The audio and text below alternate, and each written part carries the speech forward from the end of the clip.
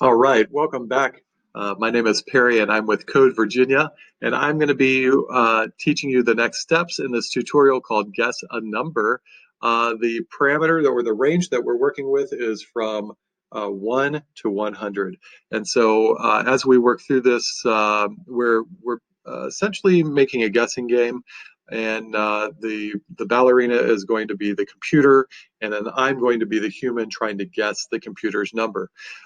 So far what we have is that, and I'm just going to speak this out. And actually, I find that if we try to speak code out, it really formulates conceptually into our brains and allows us to start thinking a little bit more like a programmer. If I had a classroom of students, I would definitely engage them through this type of discussion so that they could speak what the code is, what their intentions for the code is as they're going. It's also going to be really helpful when they're debugging and looking at improvements and thinking about how they might design other things. It comes in really, really handy. So let's go ahead and speak this out into just normal kind of techie words as we go. Here we go. So when the user clicks the green flag, let's create a variable called number, and then we're going to pick a random number between 1 and 100 and put that inside our variable called number.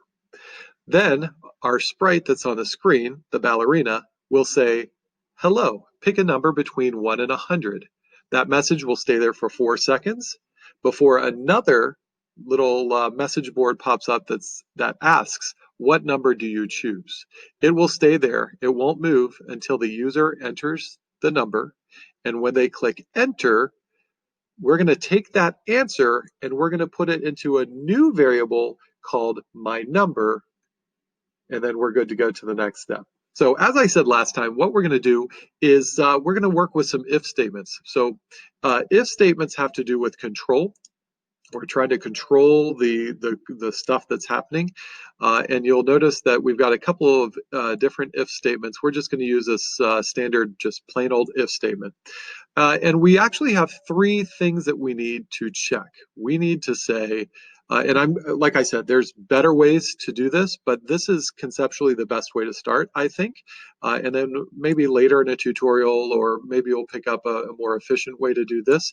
But I'm just going to take one if statement for each of the ideas that we're trying to do. We want one that is checking to see, is the number that I guessed exactly the same as the one that the computer has chosen through random selection. So, and those numbers, remember, are stored in our variables. So we can say, is this variable equal to this variable? But we also need one to say, is the guess that I gave greater than the random generated number? And then we need another one to say, is this guess lower than the random generator? So what we're going to do next is we need to go to our we need to create this condition, right? Because this if statement is saying, if this thing that we put in here is true, then do the stuff that's inside. And if this does not pass true, right, then it's going to skip over this and it's going to go into this portion, which is the next if statement. So it would just skip over whatever's in here. So let's actually talk about what we wanted to say. We actually would like her to say, your guess is too high. Okay, so let's do this. Your guess was too high. And let's have her say that for 3 seconds should be enough, because that's a pretty short sentence. And it's just a response. All right. Your guess was too high. The next one is going to be, your guess was too low. All right.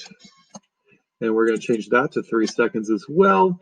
And then the last one will be, yay, you guessed my number.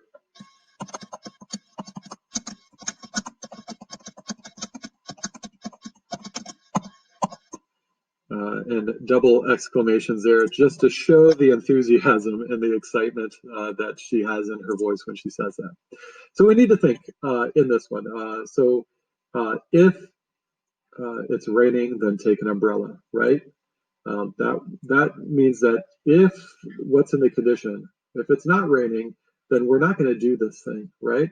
So the condition that we need here is going to be in the operators, and we're looking at these right here. Really, I think we'll just drag this one across here. This is if this value is greater than this value. So what we want to do instead of putting numbers in here, because we want it to be based on our variables, if you remember, we're comparing our two variables.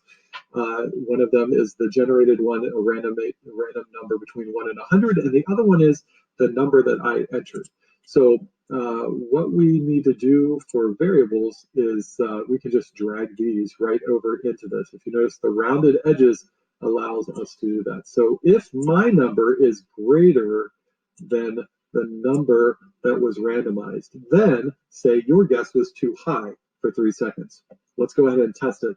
Like I said before, through the iterative design process, the idea is that you test small blocks of code to make sure it works before you go on to the next one. So it takes a little extra time, but it also makes it so it's not as confusing later on. So I see that the number that I want to guess is 35. I'm going to say 50 because otherwise it will not engage this. If I put in 20 instead, it would not engage this. And we can try that actually just to demonstrate that. So I'm going to click on this, and then she says your guess was too high. I know now that this if statement works. Okay, let's run it again, and this time I'm going to put a number that's lower than 60.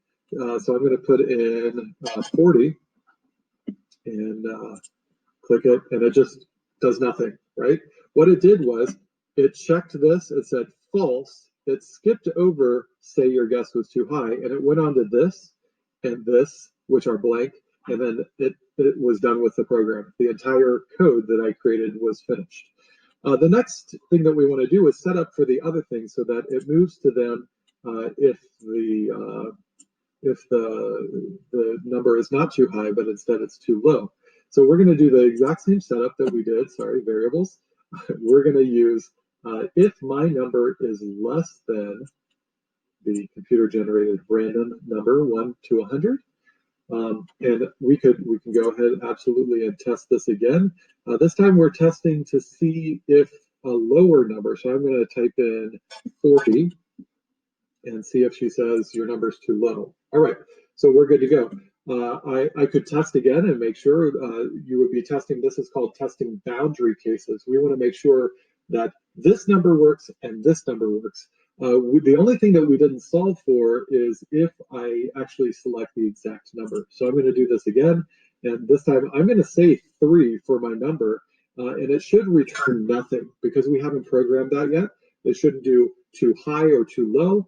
It will just blank. Okay, so that means that I know what I'm doing, which is probably good since I'm the one creating this tutorial, and also that we need something else programmed in our program. So this equivalent to, we're just going to bring it over here. One note of caution, if you are programming in other languages, text-based languages specifically, one set of equal sign, and this, I'm hoping this won't confuse you, but it was something that actually confused me not knowing, moving from scratch into a programming language instead of a programming tool. One set of equal signs means assigns to. So, for example, up here where we set number to answer, in written text, it would just say my number equals answer, right? Which means that we're assigning the answer into my number. Uh, in order to actually check to see if something's equal, you will need 2 equal signs in most text-based languages. If all of that was kind of confusing for you, just disregard, file that into I don't need to know at this point. But if you're if you're somebody who's looking at this who is thinking that you might be going into working with text-based languages, just know that there is a difference between 1 equal sign and 2 equal signs. So what we're going to do here is we're going to check to see, that was a little bit of a tangent, I'm sorry, but let's continue. We're going to see if these are equal to each other, right? So what we want to do is grab our number, so my number variable, which is the container holding my guess, and then the number of the computer, which that's the variable holding the number that was randomly generated. So if those two numbers are the same, and it says, yes, you guessed my number, last thing we're going to do is check. And let's go ahead and guess the exact number. I want to make sure that that works first. Okay, yes, you guessed my number. So we've done that. So now if I'm checking all of my parameters out, I am going to do 60 just to check to say it's too high. Good. I'm going to try another one that's below. And now you see why the console, the debugging console, is really helpful to have.